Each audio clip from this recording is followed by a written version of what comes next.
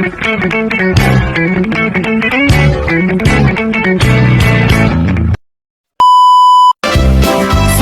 dua, tiga. Tangan kanan, tangan kiri mempunyai jari. Direntangkan, dibengkokkan, putar pergelangan. Acung depan dilentikan, ayo tepuk tangan. Tepuk tangan semua, angkat kaki kedua. Ke atas tangan kita, di pinggang keduanya. Badan kita bungkukan, rajin wahai teman. Berdiri dengan tegak, balik kanan serentak, balik kanan serentak. Doa sebelum belajar. Bismillahirrahmanirrahim.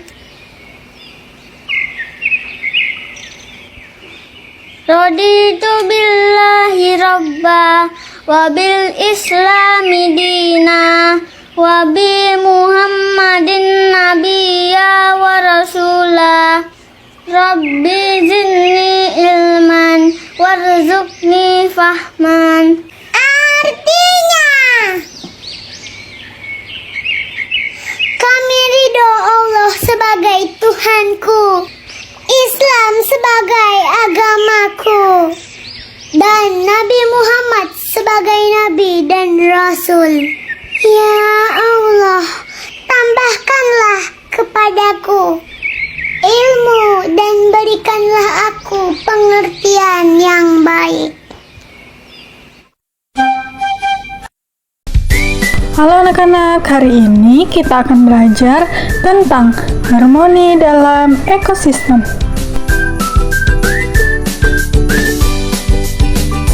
Nah, di sini ada tujuan pembelajaran. Tujuan pembelajaran pertama, menjelaskan hubungan memakan dan dimakan dalam ekosistem. Yang kedua, memahami bagaimana energi berpindah dari satu makhluk hidup ke makhluk hidup lainnya. Ketiga, menggambarkan pentingnya keseimbangan ekosistem agar tetap harmonis. Ayo anak-anak, mari kita diskusi. Apa yang terjadi jika salah satu makhluk hidup dalam rantai makanan hilang? Bagian 1. Memakan dan dimakan.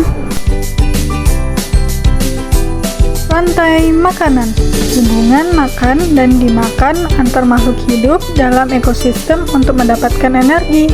Contoh rantai makanan sederhana. Nah, anak-anak, di situ ada 4 gambar. Gambar yang pertama yaitu gambar rumput. Gambar yang kedua adalah gambar kelinci. Gambar yang ketiga adalah gambar elang.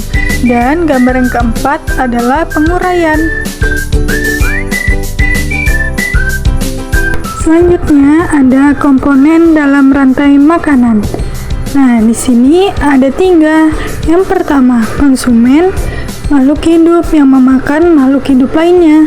Konsumen tingkat 1, herbivora. Konsumen tingkat 2, karnivora.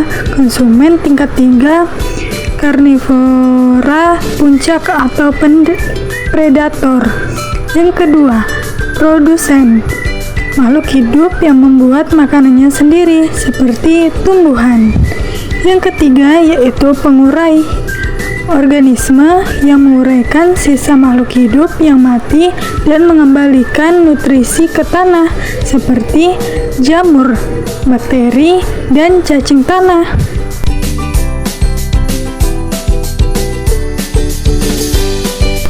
Bagian 2, transfer energi antar makhluk hidup. Transformasi energi dalam ekosistem. Energi berasal dari matahari. Tumbuhan memanfaatkan energi matahari untuk proses fotosintesis dan menghasilkan makanan.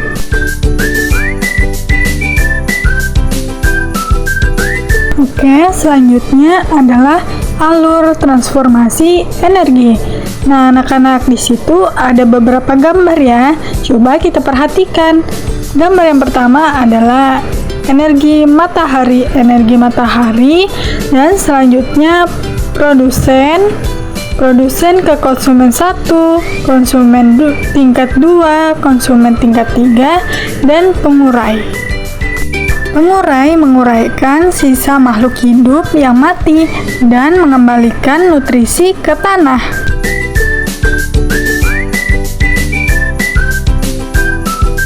Bagian 3, ekosistem yang harmonis. Selanjutnya yaitu definisi ekosistem yang harmonis.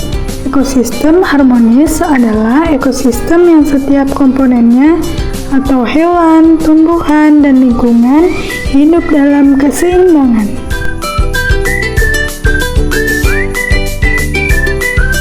Dampak ketidakseimbangan ekosistem.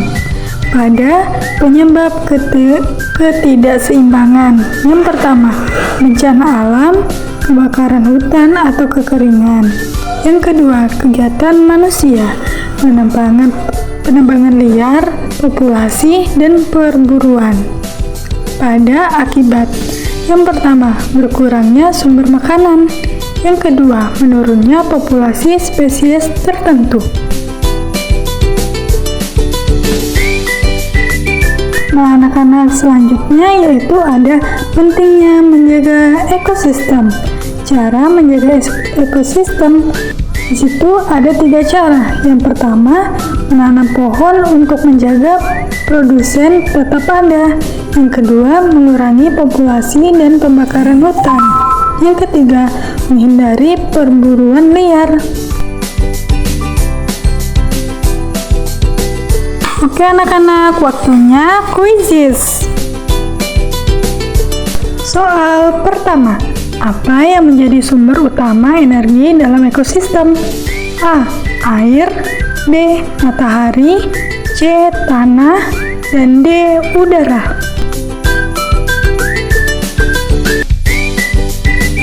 Jawabannya adalah B. Matahari. Soal kedua, makhluk hidup yang membuat makanannya sendiri disebut A. Konsumen, B. Karnivora, C. Produsen, D. Herbivora.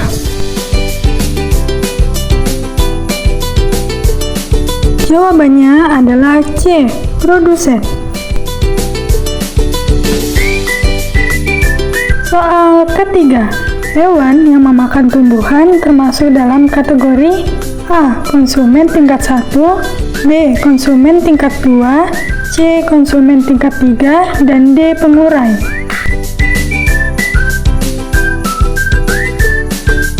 Jawabannya adalah A. Konsumen tingkat 1. Selanjutnya, soal keempat. Apa peran pengurai dalam ekosistem? A. Menyerap energi dari matahari, B. Menguraikan sisa-sisa makhluk hidup yang mati, C. Memangsa konsumen lain, D. Menghasilkan oksigen melalui fotosintesis. Jawabannya adalah B. Menguraikan sisa-sisa makhluk hidup yang mati. Soal kelima, apa yang terjadi jika salah satu makhluk hidup hilang dari rantai makanan? A. Ekosistem akan tetap seimbang, B. Tidak ada perubahan yang terjadi, C. Rantai makanan akan terputus, D. Semua makhluk hidup akan punah.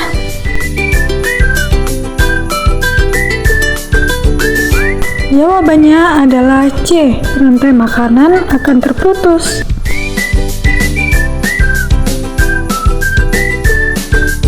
Sekian pembelajaran kita pada hari ini. Terima kasih. Sampai jumpa lagi bersama Ibu Novita.